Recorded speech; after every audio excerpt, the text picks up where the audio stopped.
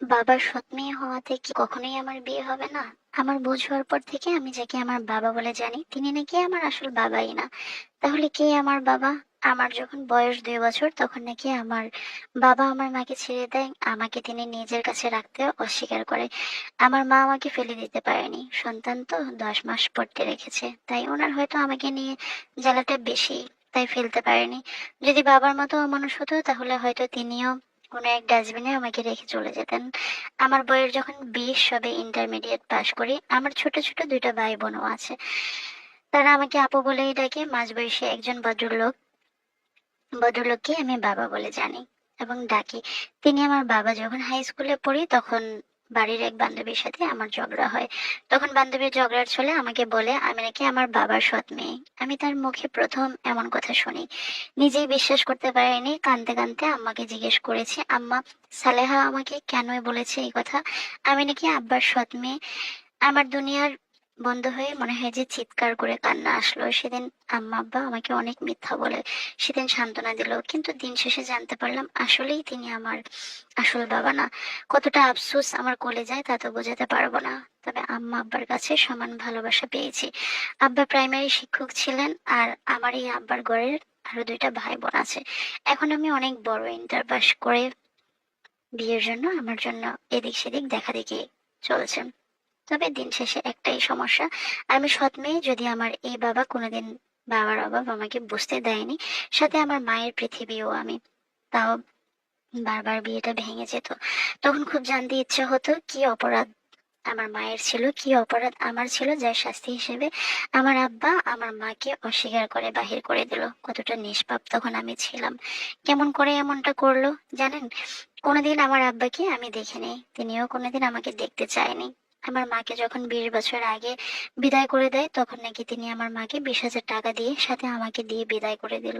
কতটা কষ্ট আমার মনে আজ প্রতিটা পদে পদে আমাকে শুনতে হয়। আমি সৎ সন্তান, তাই মানুষ বিয়ে করতেও চাইতো না।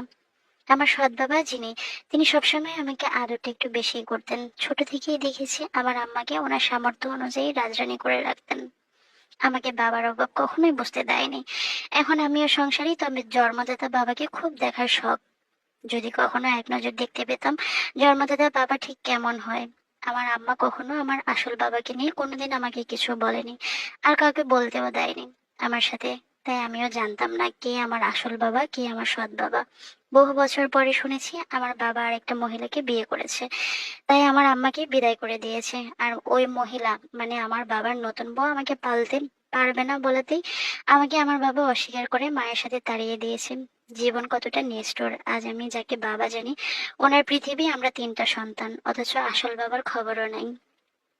আমারও এখন একটা সন্তান হয়েছে, তাকেও আমরা এখন খুব যত্ন করি, ঠিক আমার আম্মার মতো। তখন আম্মা চাইলেও আমাকে হয়তো কোথাও ফেলে দিতে পারতো, অস্বীকার করতে পারতো, কিন্তু তা করেনি। আগলে রেখেছে পরম আদরে, যাকে আমি এখন বাবা ডাকি।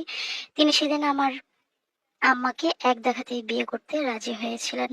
নিজে অবিবাহিত থাকা সত্ত্বেও রাজি হয়েছিলেন।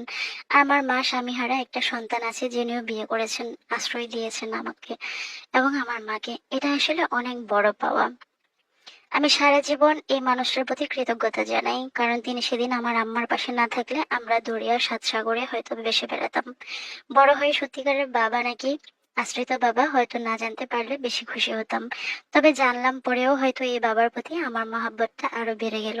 আমি যদি আমার জন্মদাতা বাবাকে কোনোদিন দেখতে পাই তাহলে শেষবারের মতো জিজ্ঞেস করব, বাবা আমাকে পরিচয়হীন না বানালেও পারতেন। সৎ বাবা নামে যে বাবাটা আমার পাশে দাঁড়িয়েছিলেন সেদিন, আমার মাকে আশ্রয় দিয়েছিলেন তার রাজরানী হিসেবে, এই মানুষটা যদি আমার মায়ের জীবনে না আসতো হয়তোবা আমাদের জীবনটা নরক হতো।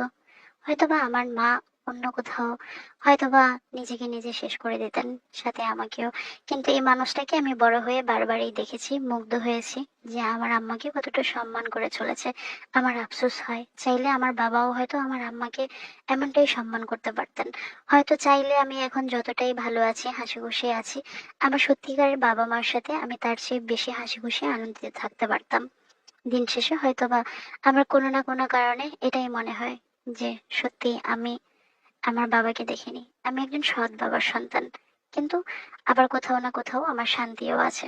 কারণ এই মানুষটার থেকে আমি কিংবা আমার মা কখনো কোনো কারণেই অনাদর কিংবা অবহেলা পাইনি, একটা মুহূর্তের জন্য আমরা অনুভব করিনি। আর আমার সৎ বাবা সমানেই আমাদেরকে ভালোবেসে গেছেন, কারণ ওনার ঘরেও আমার মায়ের দুইটা সন্তান আছে। আমি বড় হয়ে জানতে পেরে আমি যতটা না অবাক হয়েছি, ততটা এই মানুষটার প্রতি আমি কৃতজ্ঞতা আরো আমার দিন দিন বেড়েই গিয়েছে। কারণ এই মানুষটা যদি আমাদেরকে না বাঁচাতো, হয়তো আমরা বাঁচতেই পারতাম না।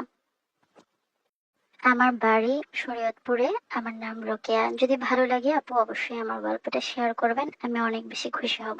কারণ আমার মতো আমাদের দেশে এই পৃথিবীতে অনেক অসহায় মেয়ে আছে, অনেক অসহায় ছেলে আছে, যাদের জন্মের পর পরেই মা বাবার সেপারেশন হয়ে যায়, কিংবা কোনো কারণবশত মা অন্য কোথাও চলে যায়, বাবা অন্য কোথাও চলে যায়। মাঝখান দিয়ে সন্তান যে থাকে, ছেলে হোক মেয়ে হোক, তারা কতটা লাঞ্ছিত হয়। হয়তোবা আমি অবহেলিত কিংবা লাঞ্ছিত হইনি, কিন্তু অনেক মানুষ হয়। আমার গল্পটা প্রচার করলে আমি আনন্দিত হব। হয়তোবা আমার মতো ভাগ্য নিয়ে আমাদের দেশে অনেক ছেলে মেয়েই জন্মায়, হয়তো তাদের সাথে আমার গল্পটারও মিল খুঁজে পাবে। তবে আমি আমার জায়গায় অনেক ভালো আছি। হয়তোবা আমার মতো যারা অবহেলিত কিংবা বাবাহারা ছিল, তারা হয়তোবা অনেকভাবে মর্যাদা পায়নি, অনেকভাবে আদর যত্ন আমার মতো মহব্বতে বড় হয়নি। আমি কৃতজ্ঞ থাকবো আমার গল্পটা প্রচার করলে অন্যান্যরাও তাদের জীবনের সাথে মিলাতে পারবে। সকলে দোয়া করবেন আমার জন্য। আচ্ছা, আসলে মানুষের জীবনে লাইফ ইজ ভেরি ট্র্যাজেডি, এটা সত্যি কথা। আপুকে ধন্যবাদ যে আমি অবশ্যই ওনার গল্পটা প্রচার করে দিলাম। আমাদের দেশে এরকম বাস্তবিক অনেক অনেক মানুষের জীবনেই আছে যে মা বাবার সেপারেশন হয়ে যায়, বাচ্চা অবহেলিত থাকে, বাট আপুটা অনেক পরম যত্নে বড় হয়েছেন, এটা কম কিসের। একটা মানুষ যখন ওনার মার পাশে দাঁড়িয়েছেন, উনি বড় হয়েছেন, ওনাকে সুশিক্ষায় শিক্ষিত করেছেন, একজন শিক্ষক মানুষ ছিলেন তিনি। ওনার নিজের ঘরেও এখন দুইটা বাচ্চা আছে, অবিবাহিত একটা ছেলে, পুরুষ মানুষ একটা বিবাহিত সন্তান সহকারে একটা মানুষকে যখন বিয়ে করে, তখন আসলেই তার প্রতি কৃতজ্ঞতা প্রকাশ করা ছাড়া আসলে কিছুই বলার নাই। দোয়া রইল, অনেক সুন্দর থাকুন আপনি, ওনাদের শেষ জীবনের ভরসা হন। ওনাদের জন্য ঠিক পরম যত্নে আপনি ওনাদেরকে আগলে রাখবেন শেষ বয়সে, এটা আপনার কাছে অনুরোধ রইল। সকলে দোয়া করবেন, সুন্দর থাকবেন। যারা গল্প পাঠাতে চান অবশ্যই বয়েজে কিংবা লিখে পাঠিয়ে দেবেন ইনবক্সে। ভালো থাকুন, সুন্দর থাকুন।